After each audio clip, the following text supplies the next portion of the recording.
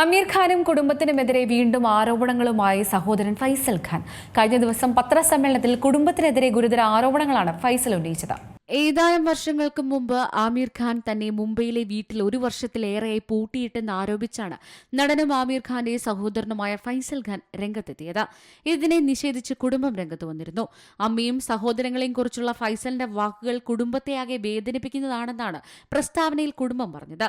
ഫൈസലുമായി ബന്ധപ്പെട്ട തീരുമാനങ്ങളൊക്കെ കുടുംബം ഒരുമിച്ച് കൈക്കൊണ്ടതാണെന്നും അതിൽ ആരോഗ്യ വിദഗ്ധരുടെ അഭിപ്രായം ഉണ്ടായിരുന്നുവെന്നാണ് കുടുംബം പ്രതികരിച്ചത്. ഇതിന് പിന്നാലെയാണ് ആമീർ ഖാനും കുടുംബത്തിനുമെതിരെ വീണ്ടും ആരോപണങ്ങളുമായി സഹോദരൻ രംഗത്തെത്തിയത്. ഒരു പത്രസമ്മേളനം വിളിച്ചു ചേർത്താണ് ഫൈസൽ ഇക്കാര്യങ്ങൾ അറിയിച്ചത്. തന്റെ കുടുംബവുമായുള്ള വിള്ളലിലേക്ക് നയിച്ച സംഭവങ്ങളെക്കുറിച്ച് ഫൈസൽ പത്രസമ്മേളനത്തിൽ വിശദമായി തന്നെ വിശദീകരിച്ചു. എന്റെ ആന്റിയെ തന്നെ വിവാഹം കഴിക്കാൻ എന്നെ കുടുംബം നിർബന്ധിച്ചു. ഞാനത് ആഗ്രഹിച്ചിരുന്നില്ല. അവർ വിവാഹം കഴിക്കാൻ എന്നിൽ സമ്മർദ്ദം ചെലുത്തിക്കൊണ്ടേയിരുന്നു.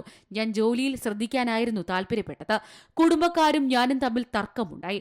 അതോടെ ഞാൻ മാറി താമസിക്കാൻ ആരംഭിച്ചു. ഇത് അമ്മയെ ദേഷ്യം പിടിപ്പിച്ചു. വർദ്ധിച്ചു വരുന്ന പിരിമുറുക്കങ്ങൾക്കിടയിൽ തന്റെ കുടുംബത്തെക്കുറിച്ചുള്ള വ്യക്തിപരമായ സത്യങ്ങൾ വെളിപ്പെടുത്താൻ ഞാനൊരു കത്ത് തയ്യാറാക്കി. കുടുംബത്തിലെ എല്ലാവരുടെയും കഥകൾ അതിലുണ്ടായിരുന്നു. എന്റെ മൂത്ത സഹോദരി നിഖത്ത് 3 തവണ വിവാഹം കഴിച്ചിട്ടുണ്ട്. ആമീർ റീനാദത്തുമായുള്ള ദാമ്പത്യബന്ധം നിലനിൽക്കെ മാധ്യമപ്രവർത്തകയായ ജെസിക്ക ഹൈൻസുമായി അടുപ്പത്തിലായിരുന്നു. ആ ബന്ധത്തിൽ അവർക്കൊരു മകനുണ്ട്. ആ സമയം തന്നെ അദ്ദേഹം കിരണിനൊപ്പമായിരുന്നു താമസിച്ചത്. ഇതൊക്കെ ഞാൻ കത്തിൽ പറഞ്ഞു. അതോടെ അവർക്ക് എന്നോടുള്ള ദേഷ്യം കൂടി. എല്ലാവരും എനിക്കെതിരെ തിരിഞ്ഞു. അവന് ഭ്രാന്താണ് എന്ന് പറയാമെന്ന് അവർ തീരുമാനിക്കുകയായിരുന്നു. പിന്നീട് വന്ന ആരോപണങ്ങളെല്ലാം ഇതിന്റെ പശ്ചാത്തലത്തിലാണെന്നാണ് ഫൈസൽ പറയുന്നത്. News desk C Malayalam news. ഏറ്റവും പുതിയ വാർത്തകളും വിശേഷങ്ങളും വിരൽ തുമ്പിലറിയാൻ സി മലയാളം ന്യൂസ് എല്ലാ ഡിജിറ്റൽ പ്ലാറ്റ്ഫോമുകളിലും ലഭ്യം.